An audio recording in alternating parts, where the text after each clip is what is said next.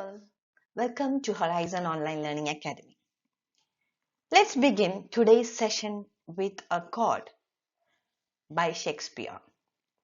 So long as men can breathe and eyes can see, so long lives this and this gives life to thee. Sonnet 18 by Shakespeare. Shall I compare thee to a summer's day? What is actually Shakespeare saying here? എത്ര കാലമാണോ മനുഷ്യന് ശ്വസിക്കാൻ കഴിയുന്നത്, എത്ര കാലമാണോ അവന് കാഴ്ചകൾ കാണാൻ കഴിയുന്നത്, അത്രയും കാലം ഇത് ജീവിക്കും. So what is he referring to here? He is referring to his own poetry. He says that poetry transcends time. It moves from generation to generation. It will be read from generation to generation. So that will make the poet too immortal, and we know that that is what is happening. So in the last class we have discussed classicism, neoclassicism and humanism. In this class, in this session, we are going to see what romanticism is.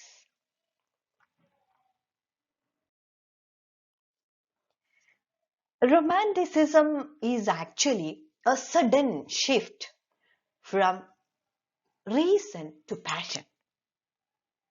It was a very drastic shift. So before we further explain romanticism, let's see which was the period that preceded romanticism. Which was the period that preceded romanticism? Romanticismത്തിന്റെ തൊട്ടു മുൻപുണ്ടായിരുന്ന കാലഘട്ടം ഏതാണ്? Neoclassicism. Think about the characteristics of neoclassicism. They followed strict rules in writing. They insisted on decorum, objectivity, symmetry, order, precision, right? They even said that writing should have elite vocabulary, dignified vocabulary, which is entirely different from the common man's language. So in that sense, we can say that romanticism is a revolt against neoclassicism. Critics and poets had mixed feelings about this ism.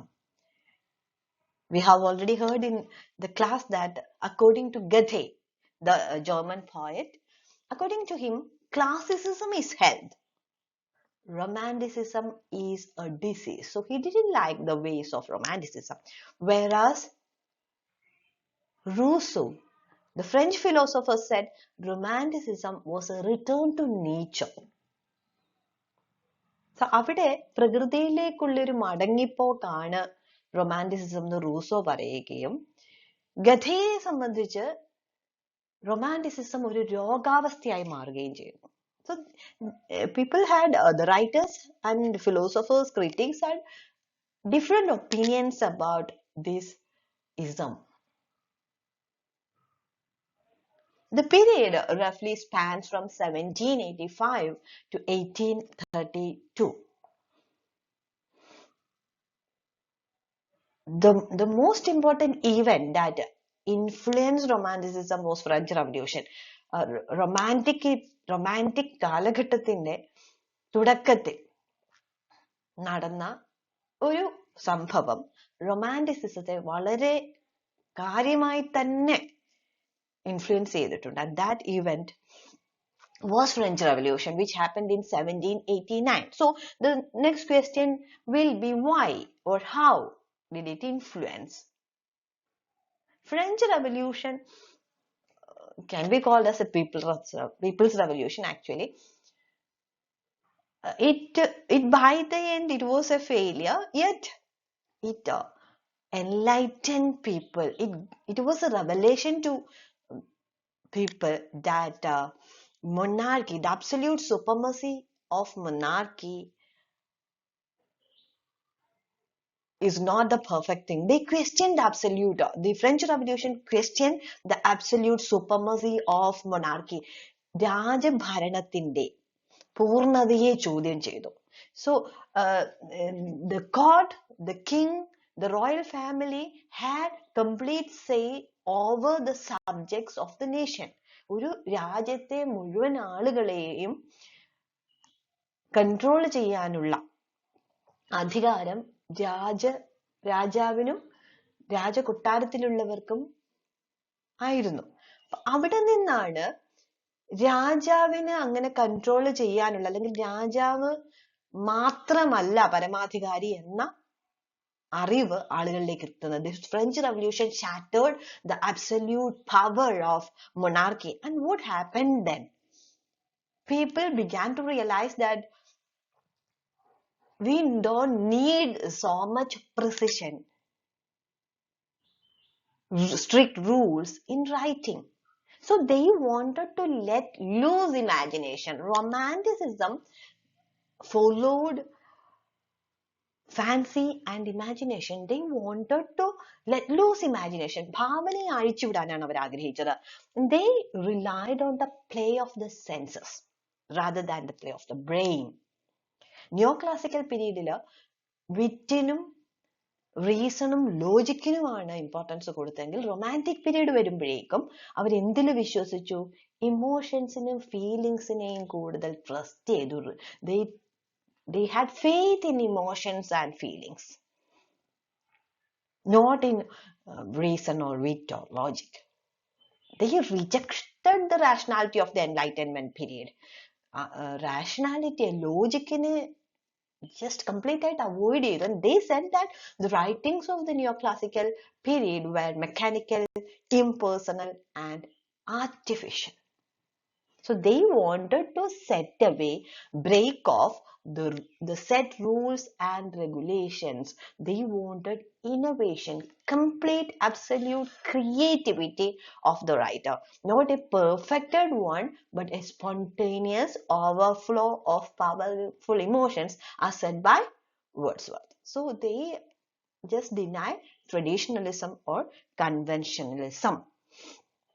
So the Romantics, hence we can say that, has given emphasis on personal experience and individual imagination. ഒരു വ്യക്തിയുടെ imagination, feelings, experience, അതിനൊക്കെയാണ് romantics importance കൊടുത്തത്. They considered human beings as unique individuals and they are not subject to any rules. They are not at all subjected to any rules. അവരുടെ മേലെ ഓരോ വ്യക്തിയും ഒരു single unique entity ആണ്. അവർക്ക് അവരുടേതായ വിശ്വാസങ്ങളുണ്ട്, ഭാവനയുണ്ട്, അറിവുണ്ട്, അനുഭവങ്ങളുണ്ട്. അവിടെ നമുക്ക് റൂൾസ് സെറ്റ് ചെയ്യാൻ പറ്റില്ല എന്ന് റൊമാൻറ്റിക്സ് വാദിച്ചു. They actually, the romantic period, they took the spirit from the medieval romances. എവിടെ നിന്നാണ് ഈ romanticism, romantic period എന്നുള്ള പേര് വന്നതെന്നുള്ളതാണ്. It actually came from the medieval romances. So while we were discussing the Renaissance period, we said that actually if you see where romanticism lies for the first time in the English literary period, we have to say that it is during the Renaissance period, because they too accepted imagination as the primary inspiration for poetry. They had the wonder, the curiosity, right, which the romantic seeks. So നമുക്ക് എവിടെയാണ് ഇംഗ്ലീഷിൽ romanticism തുടങ്ങിയതെന്ന് ചോദിച്ചാൽ ഉറപ്പായിട്ടും renaissance period, അല്ലെങ്കിൽ അതിന് even if you look at Chaucer, you can see the same enthusiasm and intellectual curiosity. So, this actually began from medieval romances, and this romanticism, the word is actually derived from there. So in short, we can say that the characteristic feature of romanticism is emphasis on freedom of individual self-expression. They emphasize on the freedom of individual self-expression. So in romantic poetry, reason and intellect gave way to emotion and imagination. So according to Walter Pater, romanticism is addition of strangeness to beauty. Romanticism എന്ന് പറയുന്നത്, it is an addition, add on to add-on of strangeness to beauty. So, നമ്മൾ personal self-expression ആണെന്ന് പറയുമ്പോൾ there are a lot of features that comes in, like high imagination, spontaneity, love for nature, simplicity in expression, individualism, supernaturalism, subjectivity, love for freedom, lyricism. New classics എന്തൊക്കെയാണോ അനുവദിക്കാതിരുന്നത് അതൊക്കെ റൊമാൻറ്റിസിസത്തിന്റെ ഭാഗമാണ്. It's generally accepted that Romantic period begins with the publication of lyrical ballads in 1798, which was written by Wordsworth and Coleridge. What was the speciality of this work? Lyrical ballads has 23 poems in total. 19 poems were written by Wordsworth, whereas only 4 were written by Coleridge. Coleridge actually later himself criticizes his views about the poetry in lyrical ballads. He wonders whether the poetry should be so simple and rustic. But Wordsworth, he firmly believed in whatever he has written in his lyrical ballads. So he felt that a preface is necessary to elaborate on his ideas of the style he has chosen. Lyrical ballads ഇറങ്ങുന്നതിന് തൊട്ട് മുൻപ് വരെ വന്ന കവിതകളില്, even if it's about Blake and Thomas Gray, ആ transition പീരീഡിൽ എഴുതിയ കവികളിൽ പോലും നമുക്ക് ക്ലാസിസിസത്തിന്റെ ഫീച്ചേഴ്സ് കാണാൻ പറ്റും. So it was never completely romantic. Classicism, metre, rhyme, diction ഒക്കെ ശ്രദ്ധിച്ച് തന്നെയാണ് അവർ എഴുതിയത്. സബ്ജക്റ്റ് ആണ് കുറച്ചും കൂടി റൊമാൻറ്റിക് ആയിട്ട് നിന്നിട്ടുള്ളത്. So Wordsworth and Coleridge were never sure that their work will be accepted by the people, by the readers. ഒരിക്കലും അവർ വിശ്വസിച്ചിരുന്നില്ല അവരുടെ എഴുത്തുകൾ ജനങ്ങൾ സ്വീകരിക്കും എന്നുള്ളത്.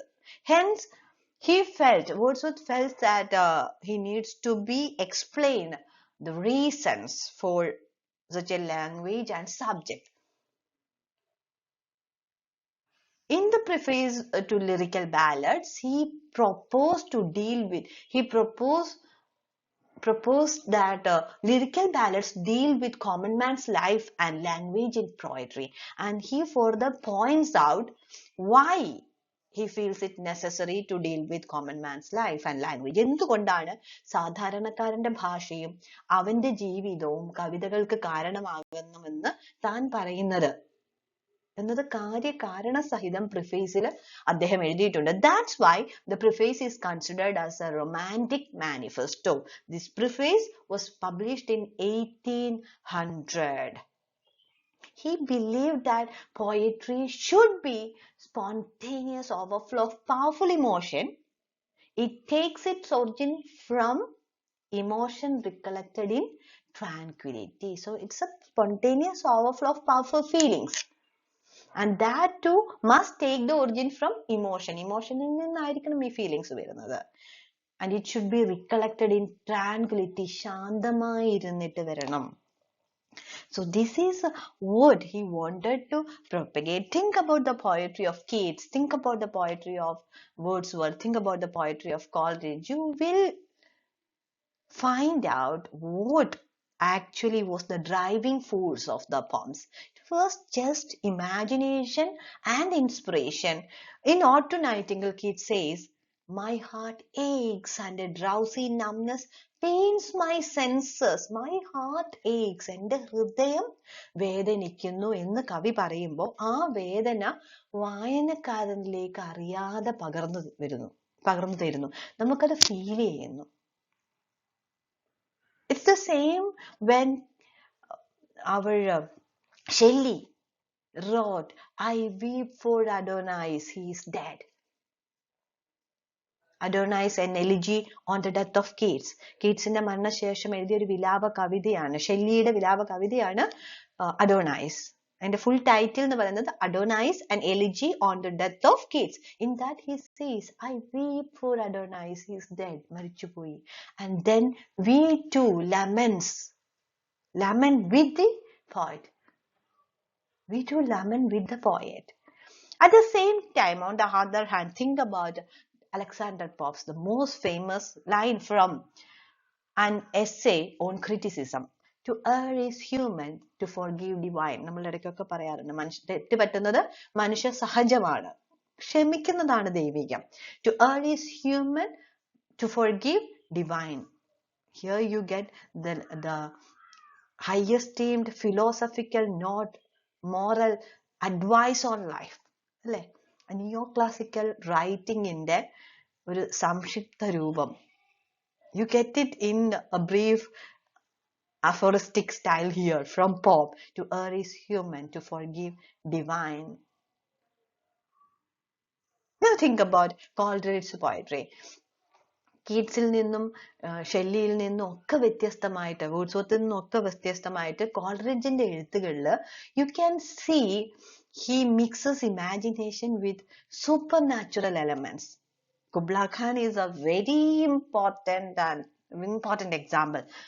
In Kubla Khan, he sees a woman wailing for demon lover. We wonders which woman actually exactly weeps for a demon lover. He comes up with such an expression, and also he hears ancestral voices prophesying war. So mixing up of supernatural elements was one feature he has chosen to write. At the same time, Wordsworth actually put his feet on earth. എപ്പോഴും ഭൂമിയിൽ നിന്ന് എഴുതിയ ആളായിരുന്നു Wordsworth എങ്കിൽ Coleridge എപ്പോഴും ആകാശത്ത് നിന്ന് super natural ഫീലിങ്സിൽ നിന്ന് എഴുതി, അല്ലെങ്കിൽ സൂപ്പർ നാച്ചുറൽ ഇമേജറീസിനെ ചേർത്ത് വെച്ച്, വിശ്വാസങ്ങളെ ചേർത്ത് വെച്ച് എഴുതിയതാണ്. So we don't know whether it was a planned way of writing, but they actually complemented each other well. Keats says, if poetry comes not as naturally as leaves to a tree, it had better not come at all. So ഇവരുടെ എല്ലാം കോട്സിലും നമുക്ക് കാണാൻ പറ്റുന്ന എന്താണ്? It should come naturally to us. If poetry comes not as naturally as a leaf to a tree, തളിരിലകൾ വരുന്നത് പോലെ, ഒരു ചെടിക്ക് തളിരിലകൾ വരുന്നത് പോലെ നാച്ചുറൽ ആയിട്ട് മനുഷ്യന്റെ കവിത വന്നില്ലെങ്കിൽ കവിത എഴുതാതിരിക്കുന്നതാണ് നല്ലത്. So Coleridge wanted inherent organic laws in poetry. നമ്മൾ മനുഷ്യൻ ഉണ്ടാക്കിയെടുത്ത മീറ്ററും റൈമും ഋതവും ഒന്നുമല്ല കവിതകളിൽ ഉണ്ടാവേണ്ടത്. പിന്നെയോ rhythm of nature, പ്രകൃതിയുടെ rhythm. അത് നമ്മൾ മനഃപൂർവ്വമായിട്ട് കാൽക്കുലേറ്റ് ചെയ്ത് എഴുതുകയൊന്നും വേണ്ട. It will come to them naturally, so it will evolve into an organic form. External nature is the major subject of romantic poetry, with human experiences and problems at center.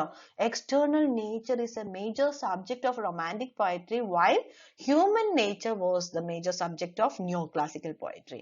Here, human experiences were the center. It took the center. They discussed the problems of the people, the common man. സാധാരണക്കാരന്റെ ജീവിതത്തെ കുറിച്ചാണ് അവർ എഴുതിയത്. സാധാരണക്കാരൻ face ചെയ്യുന്ന പ്രോബ്ലത്തിനെ കുറിച്ചാണ് അവർ എഴുതിയത്. So this is what we have to keep in mind when we think about Romanticism, and it came to an end with the publication of Reform Bill in 1832. Now let's look at the major writers, poets of the Romantic period. We will be coming back to these poets in detail in the further classes. So here let's see just the names of the poets. There are two sets of writers, the first generation Romantics and the second generation Romantics. The first generation Romantics include Wordsworth, Coleridge and Sade, who were also known as Lake poets. Lake district. They were from Lake district. The first one is William Wordsworth. He believed that poetry is the breath and final spirit of language. We have already seen Wordsworth's definition of poetry, and one of the major works by William Wordsworth is Prelude, or Growth of a Poet's Mind. Keep this work in mind. It has autobiographical elements in it. The Prelude or Growth of a Poet's Mind is an autobiographical poem written in 14 books by William Wordsworth. ഇതിന്റെ സബ്ടൈറ്റിലിന്റെ എക്സാമിനേഷന് ചോദിക്കാറുണ്ട്, അല്ലെങ്കിൽ വേർഡ്സ്വർത്തിന്റെ autobiographical work ഏതാണെന്ന് പറഞ്ഞും ചോദിക്കാറുണ്ട്. So keep this work in mind. William Wordsworth autobiographical poem is Prelude or Growth of a Poet's Mind. W.H. Hudson said that Wordsworth finds a never-failing principle of joy in his poems. So he himself was always a joyful person, and that spirit can be seen in his poems. The second one is obviously Samuel Taylor Coleridge, who is known for his Biographia Literaria, which is actually a prose. He came up with the quote, "Prose, words in their best order, poetry, the best words in best order." We have to learn this quote too. Prose, according to Coleridge, is words in their best order. വാക്കുകൾ best ഓർഡറിൽ അടുക്കി വെക്കുന്നതാണ് പ്രോസ് എങ്കിൽ, poetry is the best words in best order. ഏറ്റവും നല്ല വാക്കുകളെ ഏറ്റവും നല്ല രീതിയിൽ അടുക്കി വെക്കുന്നതാണ് poetry. Prose, words in their best order, whereas poetry is the best words in best order. He has written quite a number of poems. The Rime of the Ancient Mariner, Christabel, Kubla Khan. We have discussed Kubla Khan. We'll be coming to these poems later in the later class. The second generation romantics are Byron, Shelley, and Keats. Let's begin with Lord Byron. He has written his poems under the name Lord Byron. He was a completely political person. He was the Lord.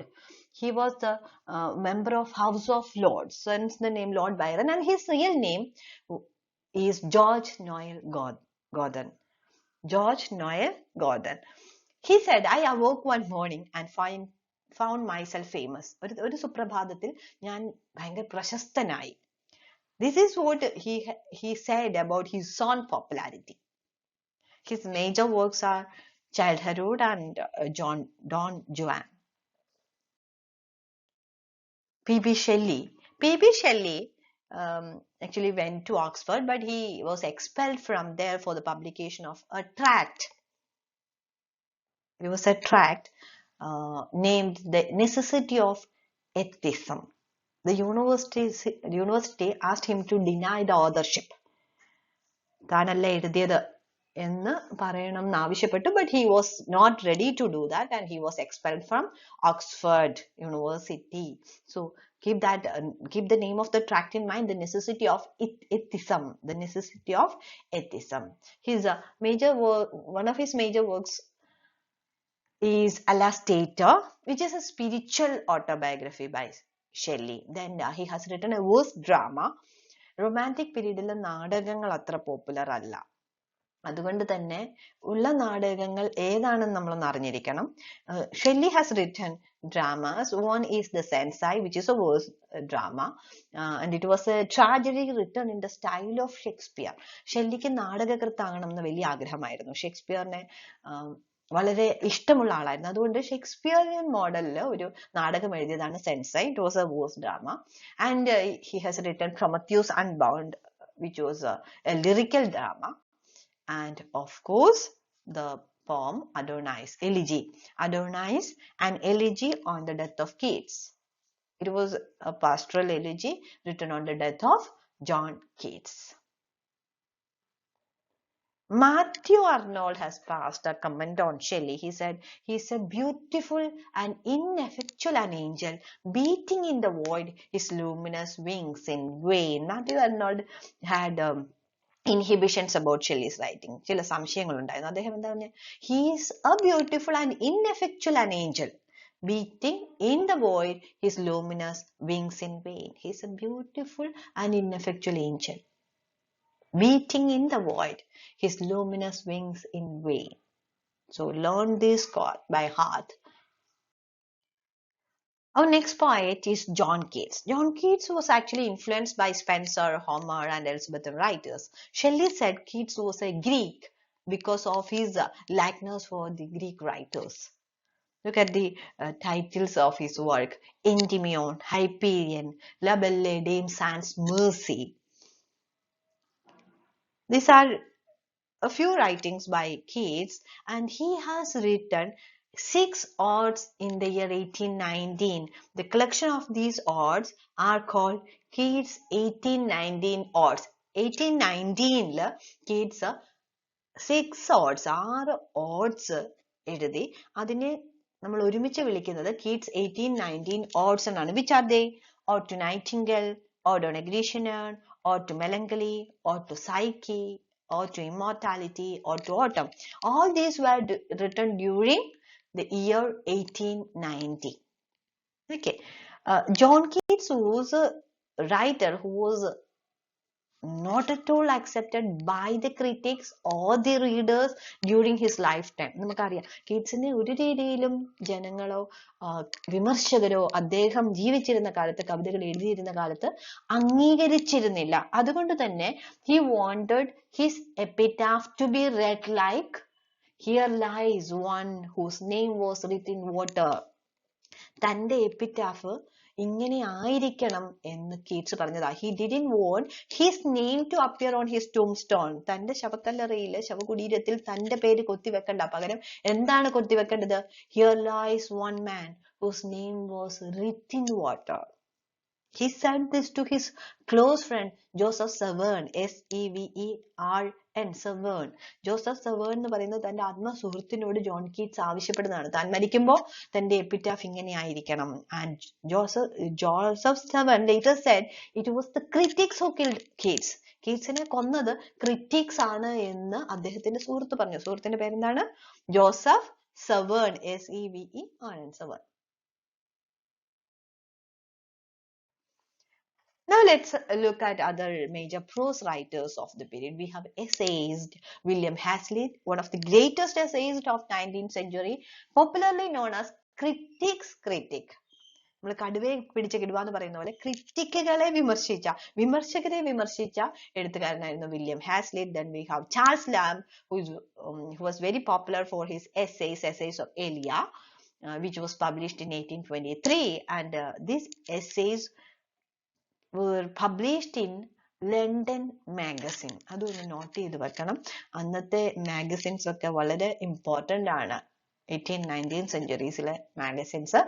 Charles ലാമിന്റെ essay വന്ന work London magazine ആണ്. Also De Quincey's confessions of an English eater also appeared in London magazine.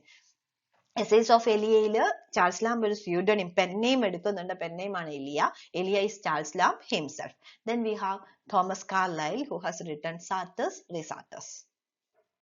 The major novelists during these periods are Jane Austen and Walter Scott. We usually attempt to place these writers in Victorian period. Sense and Sensibility, Pride and Prejudice, Emma are all very popular novels by Jane Austen. Coming to Walter Scott, keep in mind that he is considered as the father of historical novel. ചരിത്ര നോവലുകളുടെ തുടക്കക്കാരനാണ് Walter Scott. And his most popular work is Waverley novels. Waverley novels are a series of long novels by Walter Scott. It's a long series of novels actually by Sir Walter Scott, and then the novels got its name from his first work of the series. ആ സീരീസിലെ ആദ്യത്തെ നോവലിന്റെ പേര് Waverley എന്നായിരുന്നു. അതുകൊണ്ടാണ് പിന്നീട് വന്ന സീരീസിന് Waverley novels എന്ന് വരാൻ കാരണം. And keep in mind that Ivanhoe is one of the Waverley novels. Waverley നോവൽസിന്റെ ഒരു വർക്കാണ് ഐവാൻഹോ. So let's stop the discussion on Romanticism for the time being here. We will continue talking about Romanticism and the Romantic writers in the coming up classes too. So happy learning. Thank you.